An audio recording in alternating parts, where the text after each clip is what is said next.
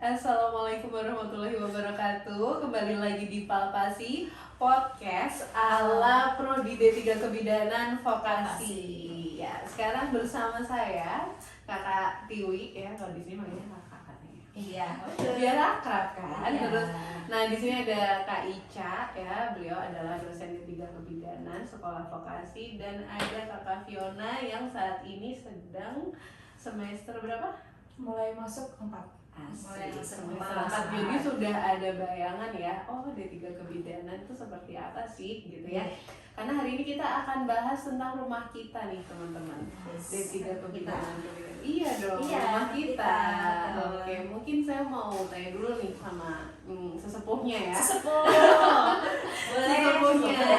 Iya, walaupun muka muda tapi jangan salah, dia Iya. sesepuhnya nih. D3 Kebidanan itu kalau misalnya kita lihat dari visi misinya mungkin ya, itu kira-kira apa sih sebenarnya? Oke Kak Dewi. Jadi kalau visi misi yang formal gitu ya, itu pasti sudah ada di websitenya. Nanti bisa Kepoin.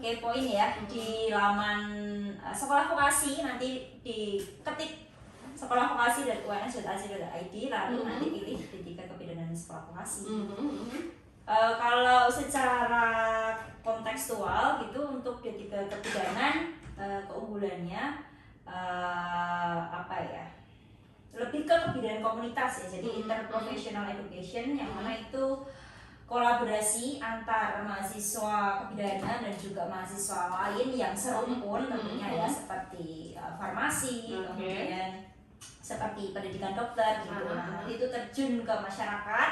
Kalau biasanya di masyarakat itu nanti akan membuat project gitu ya, mana itu nanti akan manfaatnya akan dirasakan oleh masyarakat gitu. Jadi kolaborasi antar major atau prodi gitu ya. Dan yang jelas kalau yang namanya kebidanan harus perempuan ya. Iya, Itu jadi itu kebidanan tuh apa namanya, spesialnya itu Khusus. saya nggak punya mahasiswa. Iya. Punyanya mahasiswi. mahasiswi. Ya, betul kan ya. Kita punyanya mahasiswi bukan mahasiswa. Oke, dari Mbak Fiona sendiri nih, Kak Fiona, apa sih yang jadinya kok tiba-tiba waktu dulu SMA akhirnya pengen nyemplung ke kebidanan tuh apa? Semuanya itu awalnya berasal dari iseng mulai. Iseng berhadiah Iya, ya. Lanjut. Jadi awalnya itu kan saya tidak masuk ke eligible ya untuk SNMPTN ya. Oke. Nah, namun guru SMA saya tuh lihat kalau saya itu cukup berpotensi untuk nilai saya itu. Jadi gimana kalau Mbak ikut PMDK aja gitu. Oke. Walaupun D3 ya, jadi saya coba terus sempat bingung juga untuk pilih prodi. Namun atas saran mama saya, Mamanya bidan juga bukan? ya, Mamanya bidan juga bukan? bukan. Oh, Guru. bukan. Oh, guru. Oke. Iya. Atas saran mama saya, gimana kalau cari yang istilahnya banyak dicari gitu. Oke, banyak Iya, dicari ya. Masih eksis ya. Iya, dan juga dilihat dari nilai saya itu juga dominan ke biologi dan kimia, jadinya pilihan saya jatuh ke kebidanan sebagai pilihan pertama dan farmasi pilihan kedua, dan alhamdulillah bisa masuk kebidanan lewat jalur PMDK tadi. Wih, mantap. Itu berarti pilihan pertama kebidanan. Iya, dong. saya baru mau first tanya. choice Tapi ya. memang ini cita-cita jadi bu bidan. Sebenarnya Iya tadi ya, tapi tetap ingin ke kesehatan. Oke, ya memang karena kita lihat ya, walaupun mungkin wah nih kalau mungkin untuk teman-teman ya yang belum tahu, terutama yang jelas kalau selama masih ada wanita melahirkan, itu memang kebidanan masih eksis ya. Masih dibutuhkan. Masih ya. dibutuhkan, rumah sakit masih terbuka, mau betul. buka praktek sendiri boleh. Terus habis itu klinik, apalagi ya, dan pengembangannya juga banyak gitu ya. Oke. Kalau misalnya sebenarnya sih apa sih yang teman-teman, terutama Mbak Fiona dulu yang mungkin pelajari ketika masuk ke D3 Kebidanan? Apakah terus langsung wah semester 1 saya langsung suruh nolongin orang bersalin nih, kayaknya juga nggak mungkin ya. Oke, kasih mungkin Bu Ica dulu Iya. deh. Jadi biasanya mahasiswa tuh belajarnya apa sih? Iya, kalau baru masuk ya, mahasiswa baru itu tentu dapatnya teori dulu ya. Teorinya dikembangkan, terus di up to date juga ya. Karena kalau kesehatan itu biasanya kayak aturan-aturan ya, Kemenkes, peraturan perundangan itu biasanya ada up to date ya dari tahun ke tahun. Jadi harus update. Terus kemudian yaitu sebelum terjun ke lahan itu setelah dapat teori, nanti habis itu dapat skill lab ya. Ya, skill lab itu yang membutuhkan waktu lama ya, maksudnya skill lab kita kalau dari proporsi kita perkuliahan itu kan prakteknya lebih banyak ya daripada teori gitu. Jadi untuk meluaskan ya nanti yang meluaskan tangan ya, karena kalau seorang bidan itu pasti yang yang dilanyahkan kalau bahasa Jawanya ya, yang diluaskan itu pasti ya terkait tangannya ya, kan yang kita membantu persalinan apa aja gitu, memeriksa itu kan dari tangan itu. Jadi untuk meluaskan itu makanya banyak pembelajarannya, praktek laboratorium, praktek dan lain-lain gitu. Jadi baru setelah itu nanti terjun ke lahan dan praktik ya. Kalau Kak Fiona sudah sampai terjun ke lahan praktik? Iya, sudah ya. Semester. Iya, semester ini. Kalau ini dari segi bu dosennya kan, kalau dari Mbak mahasiswanya gimana nih? Berat nggak sih sebenarnya kuliah kebidanan tuh? Ada tugasnya banyak mungkin gitu, atau gimana nih? Kira-kira sejauh ini setelah saya melewati 3 semester ya, sebenarnya di kebidanan itu cukup bisa saya kejar gitu. Cukup bisa saya kejar untuk dari segi pembelajarannya. Nah, untuk mungkin karena cukup banyak untuk butuh kerjasama antar tim, antar mahasiswa untuk mengerjakan tugas itu, jadi lebih mudah begitu. Jadi kayak bisa menambah ilmu tidak hanya dari dosen, namun juga bisa dari mahasiswa lainnya, saling kerjasama untuk menyusun tugas-tugas, untuk mengumpulkan tugas-tugas yang memang harus dikumpulkan. Ya, karena memang UNS ini juga sudah merdeka belajar ya. Iya, betul. Jadi kita tidak hanya mendapatkan pembelajaran itu dari kampus saja nih, tapi juga kita berkesempatan untuk MBKM gitu kan, yang dimana mahasiswanya mau melakukan aktivitas apapun itu bisa difasilitasi dan dapat duit juga loh. Betul, iya, karena kita mengacu sama peraturan Pak Menteri ya, Pak Nadiem itu kan Mas Menteri ya, sama kalian itu kan ada pembelajaran MBKM ya, Merdeka Belajar Kampus Merdeka, yang mana ya banyak ya, termasuk ini ya, Kak Fiona juga menjadi salah satu kandidat ya nanti akan melakukan MBKM ya. Kebetulan juga dosen pengampu ya. Tentang kita sama ini ya. Makanya jadi sekarang itu sistem pembelajaran itu sudah oke banget ya. Maksudnya bisa meluaskan kita ya, apalagi kalau kita punya minat yang lain atau pengembangan diri yang lain ya, seperti di luar kayak gitu ya, mau mengembangkan apa gitu ya, bisa lewat MBKM itu gitu ya. Jadi mulai dari teori tadi ya, kalau di teori pembelajaran seperti biasa gitu, cuman mungkin bedanya kalau sama SMA lebih banyak mencari sendiri mungkin ya, karena kita sudah sistem pembelajaran orang dewasa. Terus habis itu yang mungkin agak seru tuh di skill lab. Lama sekali ya di skill lab. Kadang-kadang 1 hari, yang paling bikin lama itu kalau responsi ya, tadi ya, satu batuan by-one masuk ke kelas gitu. Anyway, untuk adik-adik yang mungkin rooming ya, responsi skill lab apa, makanya masuk di kebidanan. Join with us. Jadi mulai dari skill lab gitu ya. Skill labnya tuh bukan langsung nolong persalinan, tenang aja. Jadi mulai dari mungkin pasang infus kalau untuk yang awal-awal ya. Terus habis itu setelah kalian dipraktek di skill lab, langsung terjun ke masyarakat, tentunya dengan bimbingan dari CI. Betul. Jadi CI itu apa tadi? CI itu adalah pembimbing lahan. Clinical instructor ya.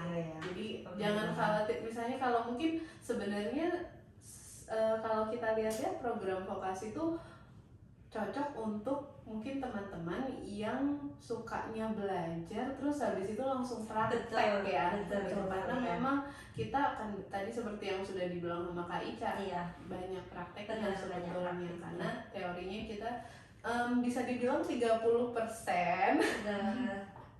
30 sampai Iya, 40% makanya aku langsung. teorinya. Oke.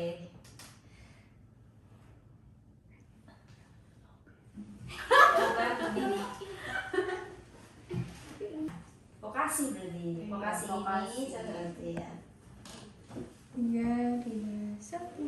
Ya, jadi program vokasi ini memang sebenarnya cocok ya untuk teman-teman yang mungkin kalau misalnya belajar terus itu mungkin agak pusing. Nah, kalau di vokasi, di diploma D3 kebidanan ini 30%-nya kita teori, habis itu 70%-nya praktik. Bagaimana 70% praktik? Apakah sudah cukup kenyang? Kenyang sekali ya. Iya.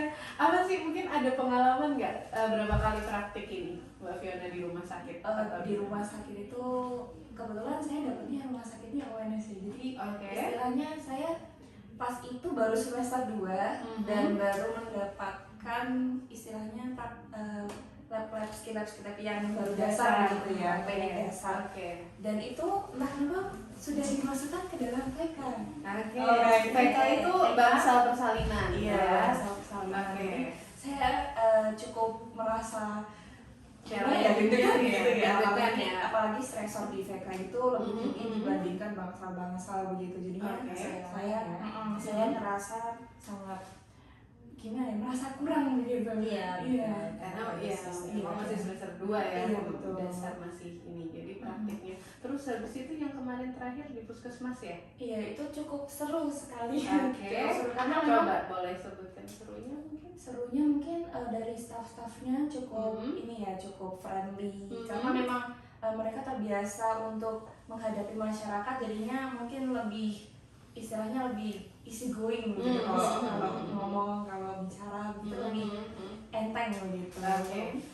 Juga saya ini sebenarnya banyak dikirim ke posyandu karena memang wilayah puskesmas saya itu dekat dengan rumah saya, jadi kayak Mbak Nyumia sini ya udah ini aja kamu yang ke posyandu terus gitu. Oh iya, jadi Iya.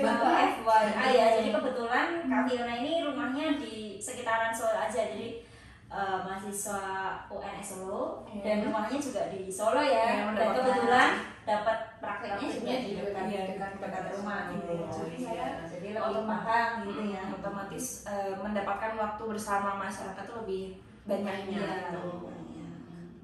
Oke. Ya, walaupun dari Solo, bosan nggak kuliah di Solo lagi nih? Bosan Atau- sebenarnya. Atau karena Solo merupakan kota ternyaman nomor 1, jadi ya udah Yes. Iya. tenang-tenang aja.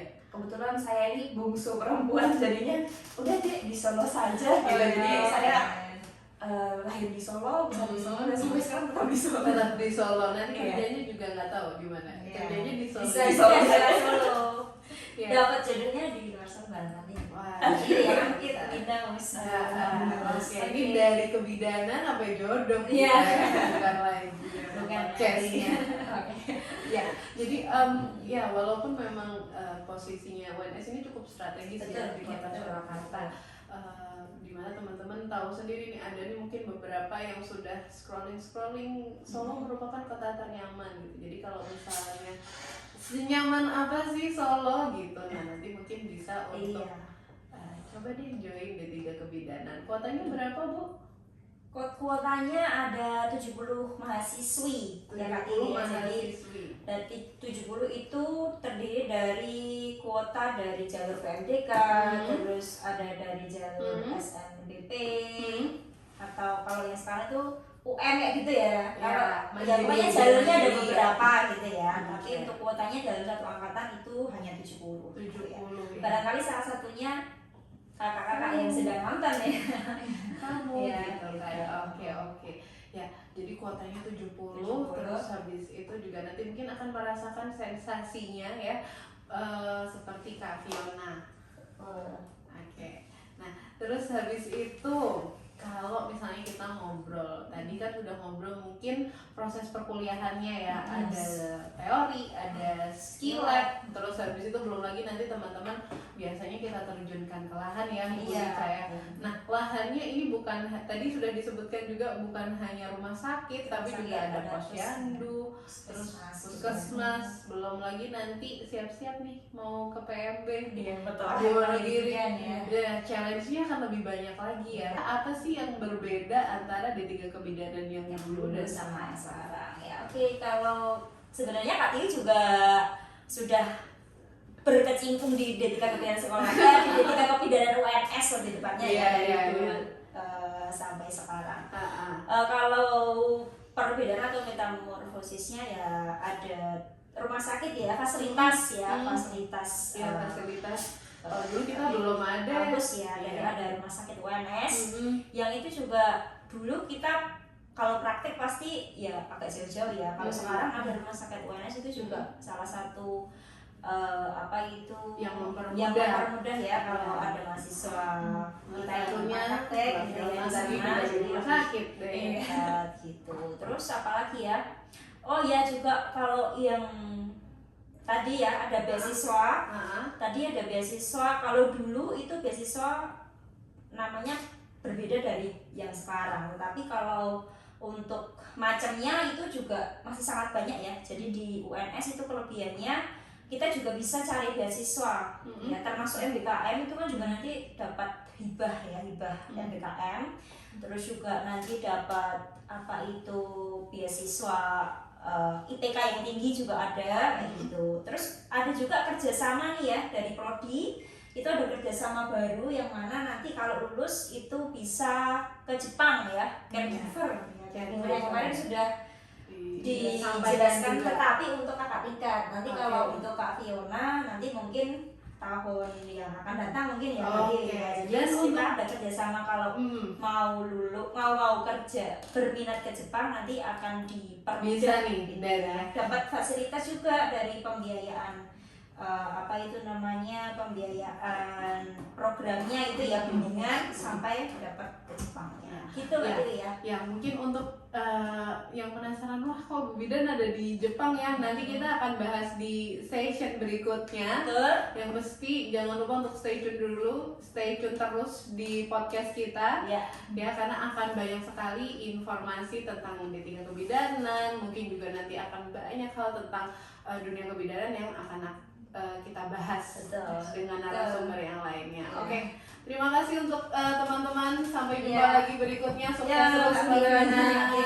Oke, sampai jumpa.